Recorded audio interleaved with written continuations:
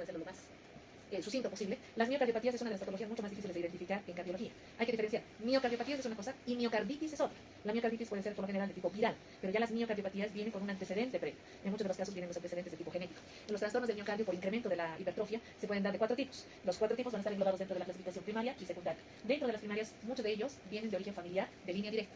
Entre otros, la enfermedad miocárdica por fibrosis son a veces consecuencias de alteraciones durante lo largo de la vida. En el caso de las secundarias están asociadas a enfermedades crónicas, como en el caso de la hipertensión arterial sistémica o de diabetes.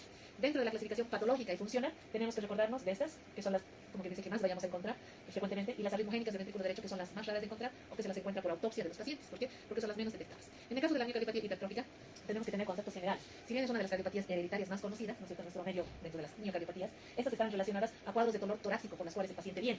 Entonces, estos cuadros de dolor torácicos están a veces asociados con disnea, síncope, ausencia, puede o no haber de síntomas. Cuando es muy inicial, el paciente puede no venir con síntomas, pero cuando ya es una miocardiopatia hipertrófica consolidada, sí está asociado al dolor torácico, casi la misma reología que tiene la estenosis aórtica. ¿Por qué? Por una insuficiencia de irrigación a las arterias coronarias. Y el tratamiento se resume, obviamente, en evitar el esfuerzo físico hasta estar diagnosticado el paciente.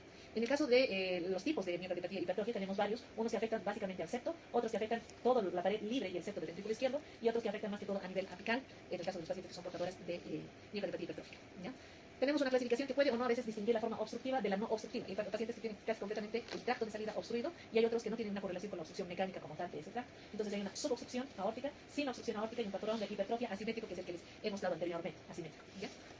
En la epidemiología, como ustedes ven en adultos, 1 de 500, nos dan la presentación, la transmisión de tipo autosómico dominante, y la expresión fenotípica puede ser variable dependiendo del defecto genético que tengan estos pacientes. En cuanto a la anatomía patológica, tenemos el trastorno primario del sarcómero, ¿no es cierto?, con los miocitos afectados por una presencia de un patrón desorganizado aquí, y las arterias coronarias pueden mantener o presentar arterias engrosadas con alteración de la función de la distribución de la circulación sanguínea a nivel coronario.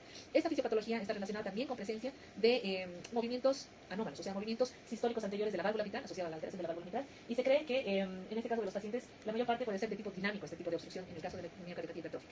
En cuanto a la anamnesis, nos va a mencionar el paciente la angina de pecho, ¿no es cierto?, por esta alta demanda, y el antecedente de síncope. Entonces, cuando ustedes tengan síncope o angina de pecho, las dos patologías predominantes que van a pensar es estenosis aórtica, porque hay que operarla quirúrgicamente, o miocardiopatia hipertrófica, que tal vez no se pueda intervenir, pero sí se tiene que hacer el tratamiento correcto a tiempo. El soplo sistólico de eyección decreciente a decreciente va a ser audible en los 2/3 del largo del borde esternal izquierdo, ¿no? Después tenemos que hacer también la misma maniobra semiológica de agachar al paciente y levantar, ¿no es cierto?, esos cambios de presión súbita dentro de la columna sanguínea va a generar que este soplo pueda exacerbarse. En el caso de los pacientes con antecedentes de ya dolor de ángulo coronario, ¿no es cierto?, o angina coronaria, el nitrito de amilo puede disminuir esa situación de la resistencia vascular. Y finalmente los criterios diagnósticos no solamente van a estar dados por la exploración física y el electro, sino también por las otras pruebas que nosotros tenemos que corroborar, por ejemplo, con la unidad de genética, ¿no? Porque los de la unidad de genética de la Facultad de Medicina debería tener este tipo de kits para descartar la miocardiopatia hipertrófica. En el caso del electro, el 10% puede estar dentro de lo normal, o sea, no podemos sospechar fácilmente, pero sin patrones característicos, más que las alteraciones del segmento ST que ustedes ven en pantalla y alteraciones de las presencias de onda Q prominentes, ¿ya? La ecocardiografía va a ser mucho más diagnóstica, mucho más definitiva, y también no podemos dejar de lado el echar la mano del cateterismo cardíaco como último recurso, así como la hipertensión arterial pulmonar como último recurso, el que es gold estándar, que es la coronariografía derecha. En este caso también tenemos que utilizar el cateterismo como último recurso si los anteriores dos no son definitivos, ¿no? Ahí está el electro un poquito más grande, se evidencia un poquito mejor a través de las flechas la alteración del segmento ST, y el tratamiento, como ya lo conocen, ya lo han visto desde el comienzo de las prácticas de este rote, los beta bloqueantes. Los beta bloqueantes nos van a ayudar a mejorar desde el punto de vista que disminuye la frecuencia cardíaca, y al disminuir la frecuencia cardíaca va a haber una mejor irrigación a nivel del miocardio. Entonces, al haber una mejor irrigación del miocardio, el paciente no le va a causar tanto dolor por la angina.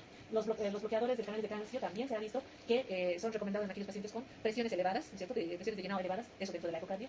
La disopiramida, el antiarrítmico clase 1 de elección que vamos a utilizar, va a mejorar el gradiente, ¿no es cierto?, de salida del ventrículo izquierdo hasta un 70%, y se puede combinar con beta bloqueantes. O sea, no tenemos que dar los medicamentos a dosis plenas. Eso va a ser de acuerdo a la tolerancia de cada paciente. Finalmente, los diuréticos y los nitratos hay que tener cuidado, porque los pacientes puede ser que sea un adulto mayor, viejito mayor, que tiene bajas presiones. Si yo le voy a dar diurético o eventualmente le voy a dar nitrato como para prevenir el ángulo, puede que yo lo impotencie y entonces el paciente se me complique por una negligencia de tipo farmacológico. El tratamiento quirúrgico en los pacientes con hipertrofias, tenemos la mielectomía y la ablación septal con alcohol. Ambos procedimientos se ha visto que tienen una mejoría desde que la miocardiopatía hipertrófica se ha iniciado. Pero si es muy avanzada, este tratamiento quirúrgico como este tratamiento farmacológico con ablación es bastante complicado de manejar dentro de salas de internación. Entonces, por lo general se lo deja como último recurso. Entonces, en el caso del tratamiento de la miocardiopatía hipertrófica, la miectomía es la de elección en casos muy severos de obstrucción.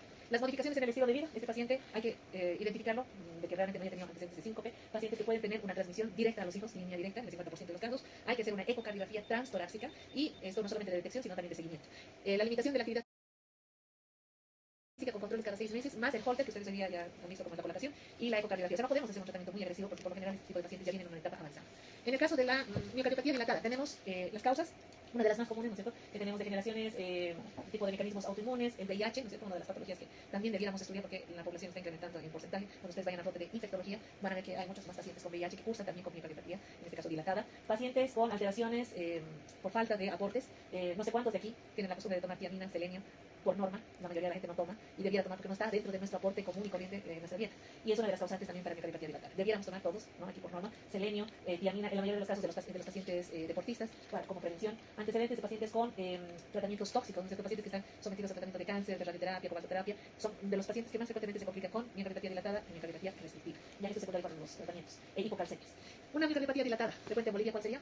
Y digo Bolivia porque todavía somos un país tercermundista que manifiesta Chagas. Entonces, es de los pacientes que más vamos a ver, tal vez no en el tórax, tal vez no en el de clínicas, pero sí cuando ustedes harán rotaciones, en Subyungas, Tupiza, Cochabamba, por lo general en la zona oriental todavía hay mucha cantidad de pacientes con miocardiopatía dilatada. Y más de lo que ustedes ya conocen, de lo que es la fisiopatología, nos vamos a lo que es las manifestaciones clínicas. La mayoría de los pacientes, por lo general, siempre se complican con limitación funcional.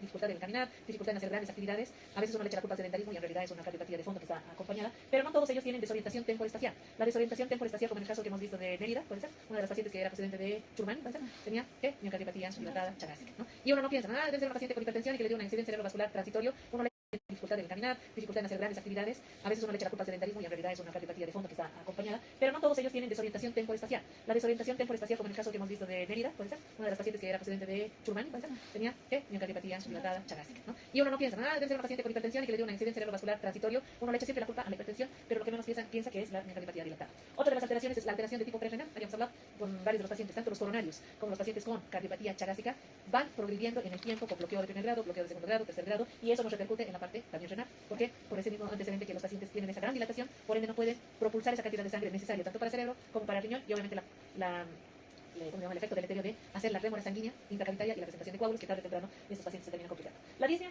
puede hacernos confundir. La dinamia puede hacernos confundir. Pacientes añosos, uno dice que es por la edad y resulta que no es la edad, es realmente un cuadro de base. Y la intolerancia al ejercicio. Paciente con intolerancia al ejercicio, ya sabemos, estenosis aórtica, miocardiopatía dilatada. Tal vez la miocardiopatía hipertrófica pueda pasar ahí, ¿no?, entre cubierto, pero la dilatada y la estenosis aórtica son de las patologías más frecuentes que impiden el esfuerzo físico. Lo demás es parte de lo que ustedes ya conocen, ya están aburridos de conocer los datos de insuficiencia cardíaca. Todo lo que es derecho, ¿no?, y parte de lo que es izquierdo, que puede eventualmente presentarse como derrame pleural o disnea, que es cuando tenemos una insuficiencia cardíaca global, ¿ya? Son casos raros, pero que también tenemos que considerar que no siempre el desarrollo de la enfermedad, ¿no?, primero empezó con una miocardiopatía aguda, Chagas agudo, pasó a una Chagas crónico, y entonces el paciente llegó a una época en donde hay una caquexia cardíaca secundaria a la hepatomegalia reincidente, el paciente ya no tolera alimentos, ya evita ingerir alimentos, ya la ictericia puede haber por lapsos de tiempo mientras dure la insuficiencia cardíaca, pero yo tengo que identificar que de base hay un cuadro estructural. En el caso de la dilatada está más que dicho, esto es una placa de qué? De un niño con una cardiopatía chagásica importante, con una cardiomegalia importante, y tenemos que descartar, ¿no?, el problema abdominal que puede ser concomitante en el caso de los Chagas. En el caso de la miocardiopatía dilatada, así como la hipertrófica, ustedes se recordarán que el voltaje de los complejos QRS es mucho más importante en las dilatadas. Si se dan cuenta, aquí da fácilmente los criterios de crecimiento ventricular, ¿no? Y sobre todo del lado izquierdo. Puede asociarse a un bloqueo de rama izquierda, no siempre, pero puede ser como una consecuencia de cómo es la evolución normal de una miocardiopatía dilatada desde el punto de vista electrocardiográfico. Los pacientes con Chagas incipientemente van a presentar bloqueo de primer grado. Además, van a presentar crecimiento ventricular izquierdo. Con el tiempo se va a asociar bloqueo de rama izquierda, eventualmente bloqueo de rama derecha, no es cardiomónico. ¿Cardiomónico es de qué? Bloqueo de rama derecha, ¿de qué es? Cor pulmonar crónico. Se llama 5 minutitos. ¿Ya? Listo. Ya, y tenemos un segmento ST infradesnivelado, ¿no? Un sufrimiento, no está llegando la cantidad de oxígeno necesaria. Por eso yo tengo que descartar siempre en pacientes coronarios que no haya bloqueo de rama izquierda y que no haya crecimiento ventricular izquierdo para que yo no esté pensando en una miocardiopatía dilatada. Ahí está la imagen más representativa, un crecimiento anómalo, ¿no?, es cierto, de las cavidades. Aquí ustedes ven el ventrículo derecho, el ventrículo izquierdo en una eco, ¿no es cierto?, lo que ustedes han visto ayer en Nito, ¿sí? Nito. Un corte ecocardiográfico donde me permite ver la válvula mitral, cómo se cierra la válvula mitral, aquí se cierra la válvula mitral, aquí se abre, aquí se cierra, aquí se abre, ¿no? Y la gran dilatación, pero sobre todo del ventrículo izquierdo.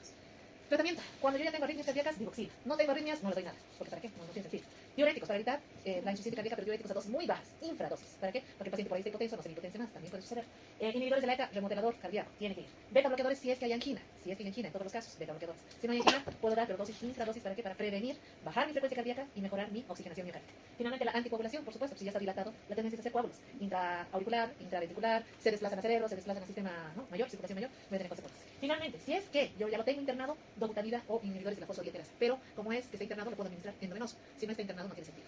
En la restrictiva, ya la última, ya para terminar, ¿cuál es el problema de las restrictivas? Todas aquellas que generan fibrosis del miocardio. ya el miocardio no es complaciente, ya no se relaja ni se contrae como se contraería normalmente. Esa disfunción de la relajación, esa incapacidad de relajarse, hace que se vaya estrechando, todo lo contrario del anterior. ¿No? En la hipertrófica se incrementa el grosor, en la dilatada se incrementa el tamaño, pero no el grosor. O sea, el grosor se incrementa, pero no es el tamaño. En la restrictiva, ¿cuál es? La fibrosis, lo que está impidiendo la relajación, el llenado diastólico. Si bien tiene complicaciones de tipo de tromboembolismo, es la menos frecuente. En cuanto a las etiologías, como ya les había mencionado,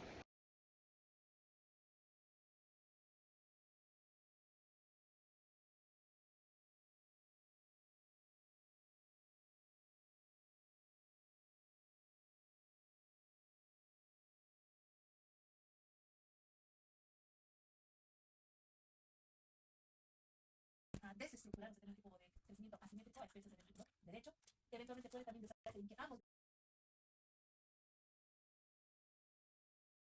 desestructurar el tipo de crecimiento asimétrico a expensas del ventrículo derecho, eventualmente puede también desarrollarse en que ambos ventrículos se engrosen, ambos de tipo simétrico y finalmente de tipo asimétrico del ventrículo izquierdo. Entonces, esos son los tipos de presentación de las miocardiopatías restrictivas. En el caso de la sintomatología, más de lo anterior, que ustedes ya saben, insuficiencia cardíaca, pero en este caso será acompañado de otros datos, que yo tengo que hacer el diagnóstico diferencial con taponamiento cardíaco, problemas de derrame pericárdico, donde está presente síndrome de Kussmaul, la incúbita singular y todo lo que corresponde a una insuficiencia cardíaca derecha únicamente.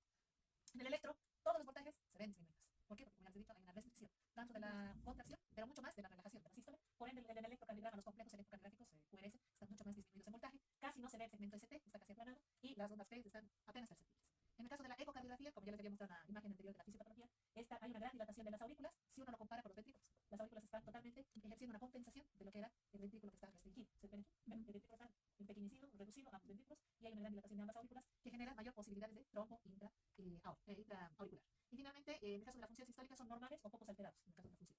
Aquí otra imagen, ventrículos totalmente restringidos, empequeñecidos y aurícula derecha e izquierda dilatadas. Tratamiento, glucosa de tratamiento anticoagulante de por vida una vez diagnosticado. ¿Tiene algún tratamiento como quirúrgico? No, el trasplante de corazón es el indicado en estos casos. Si no estamos en un país donde se hace trasplante, lamentablemente el pronóstico es reservado.